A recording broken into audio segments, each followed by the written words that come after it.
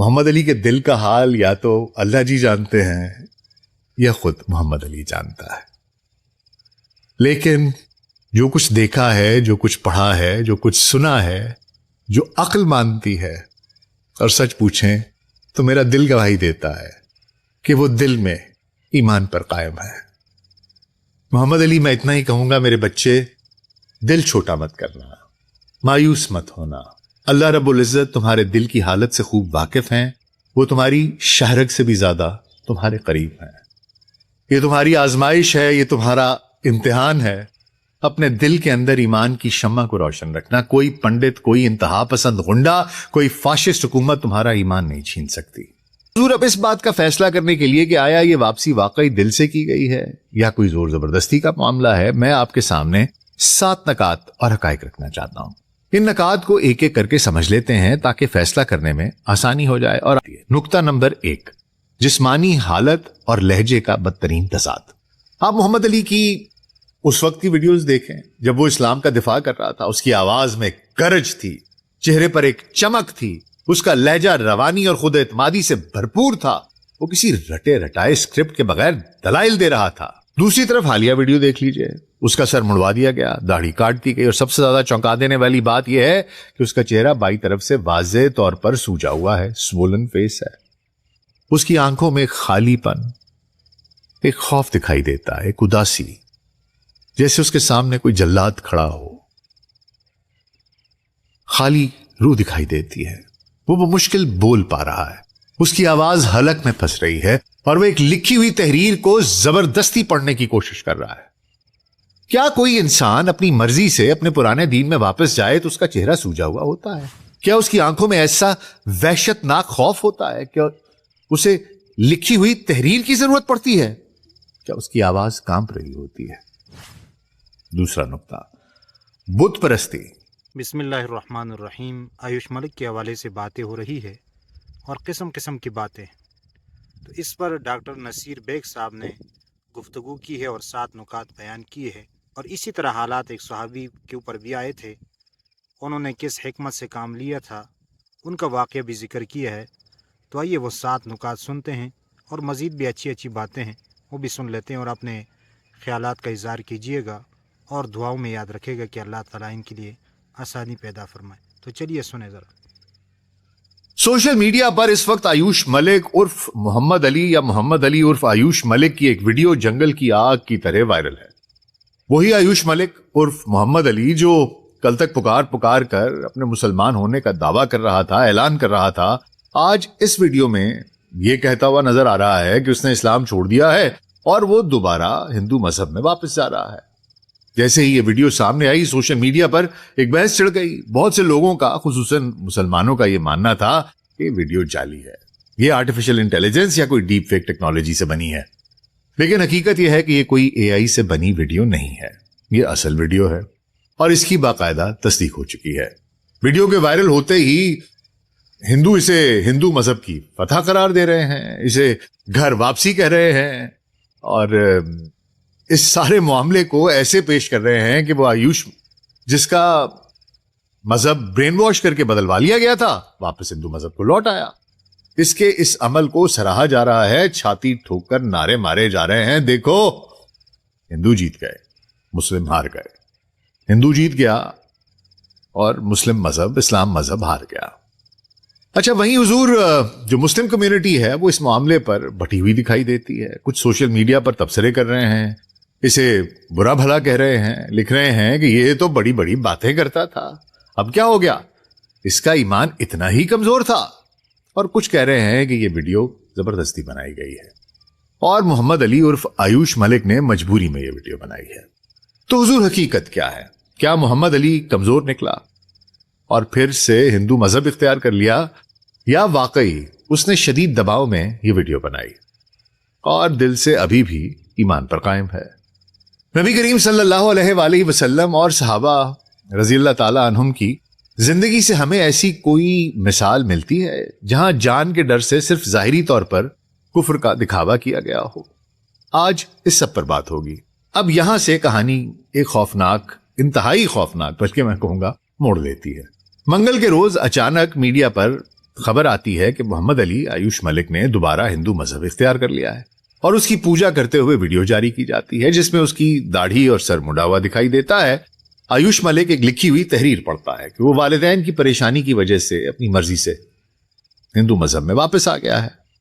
آپ خود دیکھ اور سن بھی سکتے ہیں, اس کو سن لیجئے, دیکھ لیجئے. میرا نام آیوش ملک, میں اسلام میں چلا گیا تھا, میں نے دھرم بدل لیا تھا, لیکن میں نے آپ کی پریشانی کو دیکھتے ہوئے پریوار کے حساب سے اپنے من سے پریوار کے مول دھرم ہندو دھرم میں آ کر آپ کے پاپا کے پیار کی چھاؤں میں رہنا چاہتا ہوں, آپ مجھے معاف کر. اچھا حضور, اب اس بات کا فیصلہ کرنے کے لیے کہ آیا یہ واپسی واقعی دل سے کی گئی ہے یا کوئی زور زبردستی کا معاملہ ہے, میں آپ کے سامنے 7 نکات اور حقائق رکھنا چاہتا ہوں. ان نکات کو ایک ایک کر کے سمجھ لیتے ہیں تاکہ فیصلہ کرنے میں آسانی ہو جائے, اور آخر میں کیا کہانی سمجھ میں آتی ہے اس پوری ٹائم لائن سے اس کو جوڑ کے دیکھ لیں گے کہ کہانی کیا بنتی ہے. نقطہ نمبر 1, جسمانی حالت اور لہجے کا بدترین تضاد. آپ محمد علی کی اس وقت کی ویڈیوز دیکھیں جب وہ اسلام کا دفاع کر رہا تھا. اس کی آواز میں گرج تھی, چہرے پر ایک چمک تھی, اس کا لہجہ روانی اور خود اعتمادی سے بھرپور تھا. وہ کسی رٹے رٹائے اسکرپٹ کے بغیر دلائل دے رہا تھا. دوسری طرف حالیہ ویڈیو دیکھ لیجئے, اس کا سر مڑوا دیا گیا, داڑھی کاٹ دی گئی, اور سب سے زیادہ چونکا دینے والی بات یہ ہے کہ اس کا چہرہ بائیں طرف سے واضح طور پر سوجا ہوا ہے, سوولن فیس ہے. اس کی آنکھوں میں خالی پن, ایک خوف دکھائی دیتا ہے, ایک اداسی, جیسے اس کے سامنے کوئی جلاد کھڑا ہو. خالی روح دکھائی دیتی ہے, وہ مشکل بول پا رہا ہے, اس کی آواز حلق میں پھنس رہی ہے, اور وہ ایک لکھی ہوئی تحریر کو زبردستی پڑھنے کی کوشش کر رہا ہے. کیا کوئی انسان اپنی مرضی سے اپنے پرانے دین میں واپس جائے تو اس کا چہرہ سوجا ہوا ہوتا ہے؟ کیا اس کی آنکھوں میں ایسا وحشت ناک خوف ہوتا ہے؟ کیا اسے لکھی ہوئی تحریر کی ضرورت پڑتی ہے؟ کیا اس کی آواز کانپ رہی ہوتی ہے؟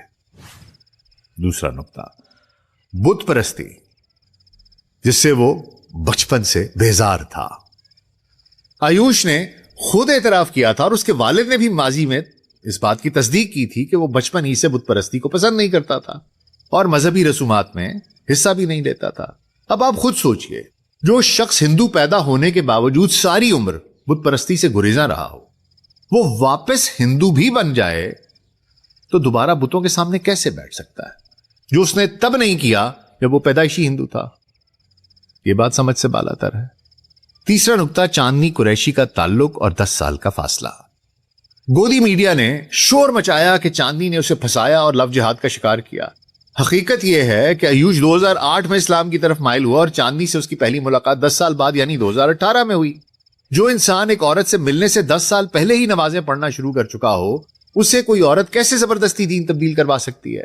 دوسرا سب سے اہم نقطہ یہ ہے کہ اتنے روز کی, اتنے ہفتوں کی تفتیش کے بعد بھی ایسا کچھ سامنے نہیں آیا کہ چاندنی نے محمد علی عرف آیوش ملک سے کوئی بھاری رقم لی ہو, کوئی زیورات لیے ہوں, کوئی پراپرٹی اس کے نام کی گئی ہو, کوئی اس نے اس کو ٹھگا ہو. کیونکہ اگر ایسا کچھ ہوتا تو گودی میڈیا چیخ چیخ کر اس کی تفصیلات بتا رہا ہوتا, لیکن ایسا کچھ سامنے نہیں آیا اور نہ ہی ایسا کچھ ہے.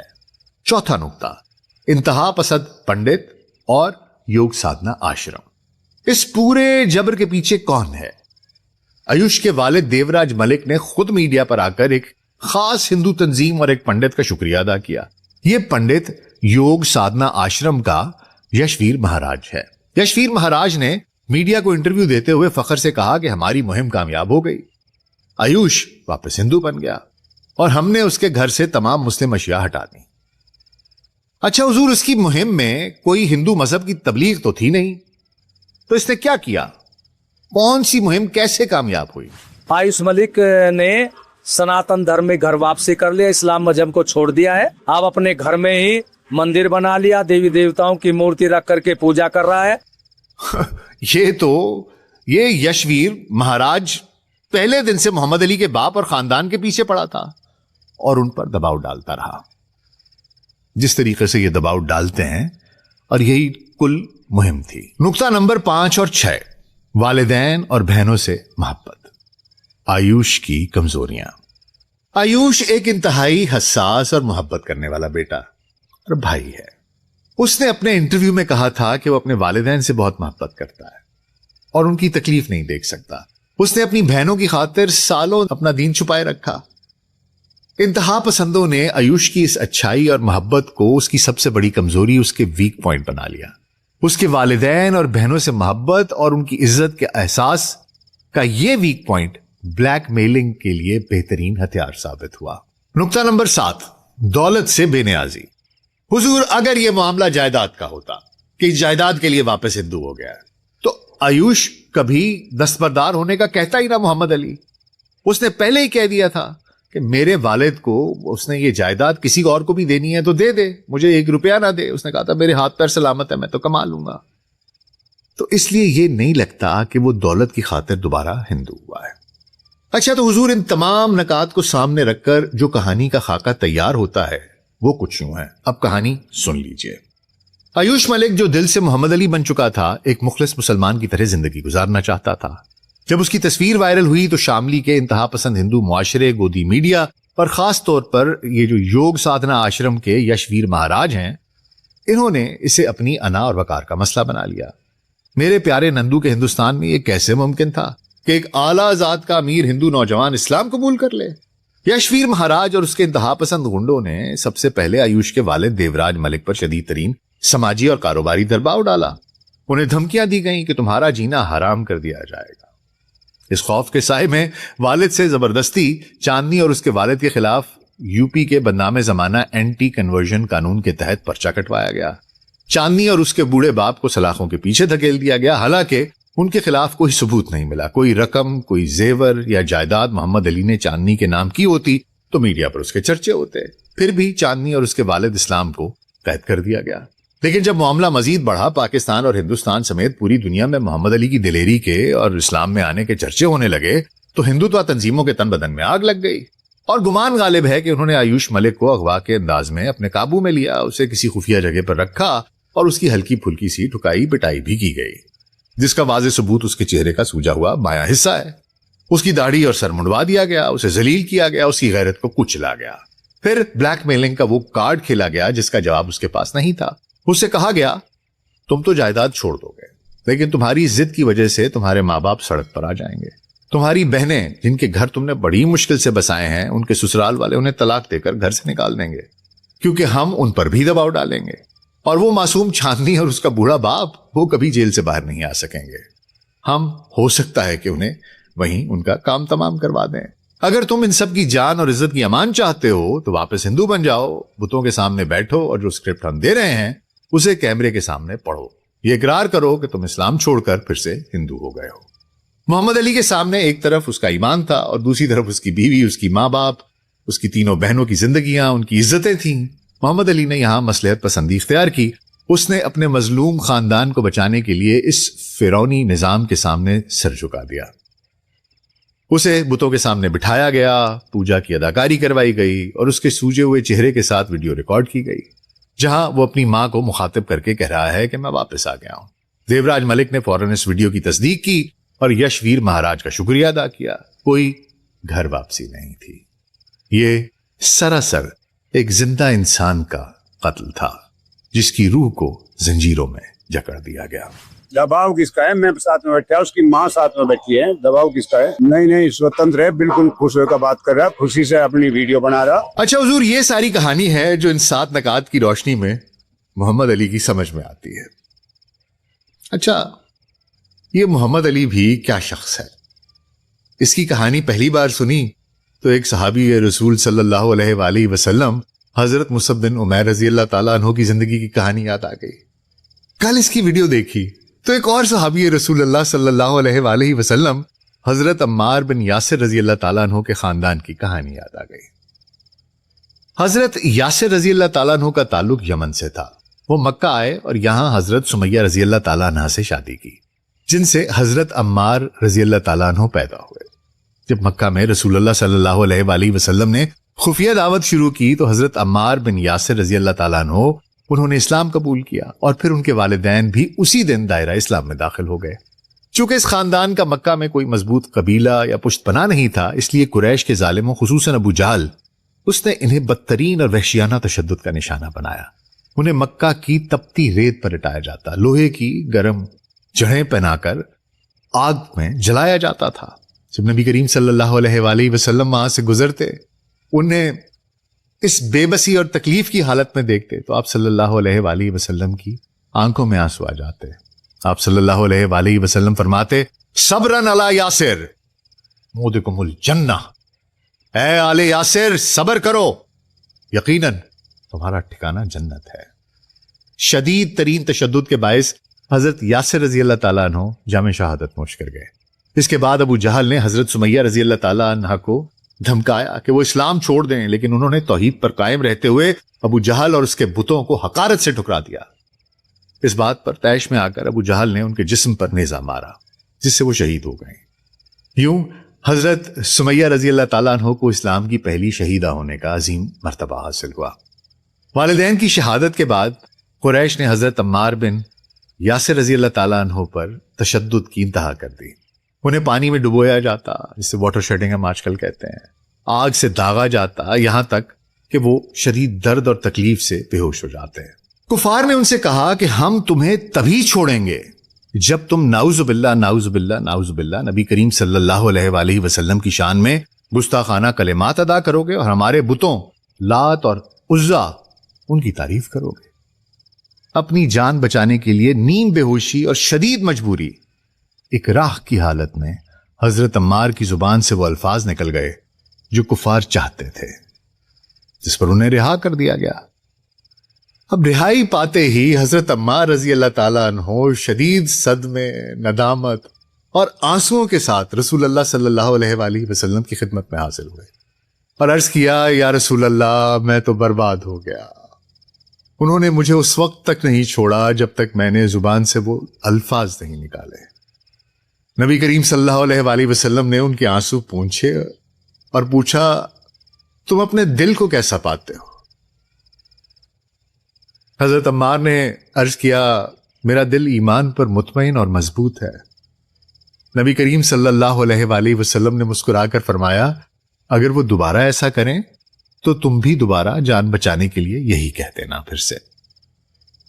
इसी वाक़े पर अल्लाह सुब्हानहू तआला ने कुरान मजीद की ये आयत नाजिल फरमाकर हजरत अम्मार रजी अल्लाह ताला अन्हु का दिफा किया और उनके ईमान की गवाही दी।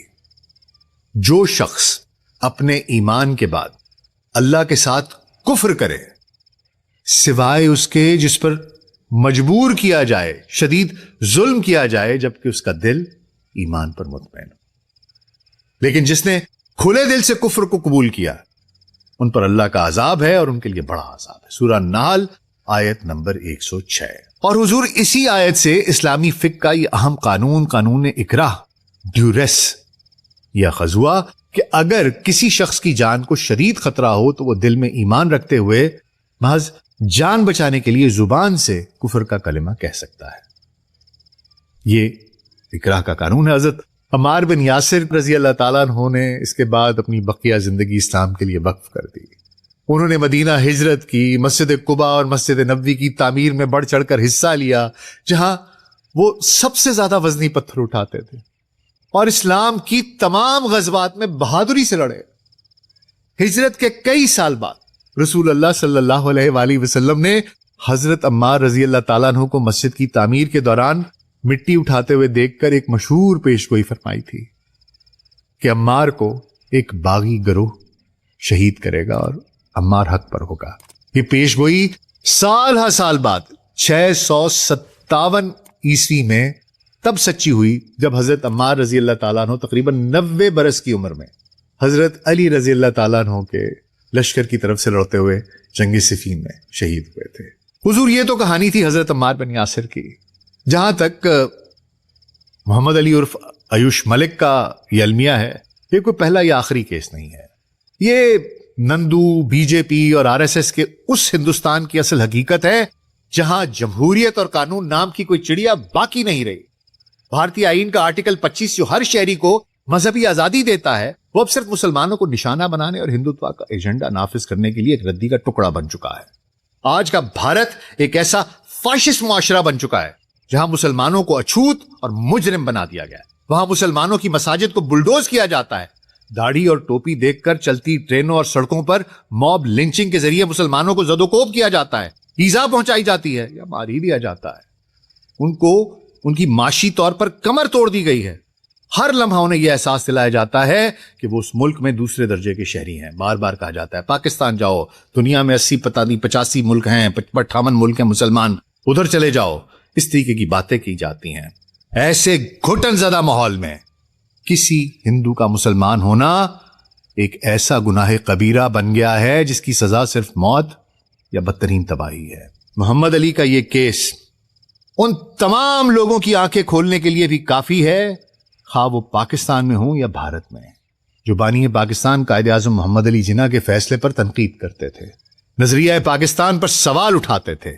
एक लम्हे के लिए सोचिए, अगर कायदे आज़म मोहम्मद अली जिन्ना ने और उनके साथियों ने अपनी दूर अंदेशी से पाकिस्तान ना बनाया होता तो आज हम सब भी उसी मुतअस्सब, जालिम और फाशिस्ट हिंदू अक्सरियत के रहमो करम पर जिंदगी गुजार रहे होते। ना हमारी मसाजिद महफूज होती, ना ईमान, ना इज्जतें, ना औलाद, ना जाने, ना जायदादें, ना कारोबार। अक्सर दोस्तों का पाकिस्तान में माशी और सियासी मुश्किलात का शिकवा सर आंखों पर अपनी जगह, लेकिन इस आजाद फिजा में सांस लेना और बगैर किसी खौफ के पुकारना कि अशहदु अन ला इलाहा इल्लल्लाह, ये एक ऐसी नेमत है जिसका कोई मुतबादिल हो ही नहीं सकता। कायदे आज़म मोहम्मद अली जिन्ना ने, उनके साथियों ने हमें हिंदुत्व के इस बदतरीन गुलामी के निजाम से निजात दिलाई थी जिसका निशाना आज मोहम्मद अली जैसे मासूम नौजवान बन रहे हैं। हुजूर हजरत सुल्तान बाहू ने फरमाया था कि दिल दरिया समुंदरों डूंगे, दिल दरिया समुंदरों डूंगे ते कौन दिला दिया जाने हूं। मोहम्मद अली के दिल का हाल या तो अल्लाह जी जानते हैं या खुद मोहम्मद अली जानता है, लेकिन जो कुछ देखा है, जो कुछ पढ़ा है, जो कुछ सुना है, जो अक्ल मानती है, और सच पूछें तो मेरा दिल गवाही देता है कि वो दिल में ईमान पर कायम है। मोहम्मद अली, मैं इतना ही कहूंगा मेरे बच्चे, दिल छोटा मत करना, मायूस मत होना। अल्लाह रब्बुल इज़्ज़त तुम्हारे दिल की हालत से खूब वाकिफ हैं। वो तुम्हारी शहरग से भी ज्यादा तुम्हारे करीब हैं। ये तुम्हारी आजमाइश है, ये तुम्हारा इम्तिहान है। अपने दिल के अंदर ईमान की शम्मा को रोशन रखना। कोई पंडित, कोई इंतहा पसंद गुंडा, कोई फाशिस्ट हुकूमत तुम्हारा ईमान नहीं छीन सकती। अपने ईमान में फर्क ना आने देना। हजरत अम्मार का किस्सा पढ़ो और कायम रहो। अल्लाह तुम्हारी ये दुआ कबूल करे, और सिर्फ तुम्हारे लिए नहीं, हम तमाम मुसलमानों के लिए कबूल करे कि तुम जियो भी मुसलमान और मरो भी मुसलमान। आमीन सुम्मा आमीन।